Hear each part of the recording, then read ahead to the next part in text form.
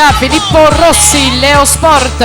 In seconda lo ritroviamo plurimedagliato agli italiani giovanili nella farfalla Federico Bussolin, Fiamme Azzurre.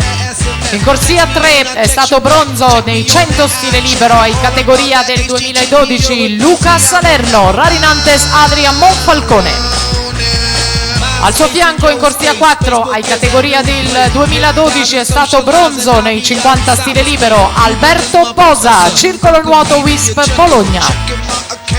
In corsia 5 bronzo classe 93 ai giovanili del 2013 in questa gara ai 50 stile libero Mauro Ferro, Sporting Club Noale. Corsia 6 medagliato nel 2010 ai categoria Andrea Pegoraro, Unione Sportiva Idros. In settima corsia è il bronzo degli italiani giovanili per l'anno 95 edizione 2013 Daniel Alex Righetto, Sporting Club Noale. Ed in ottava Davide Silvestrin, Nottoli Nuoto 74.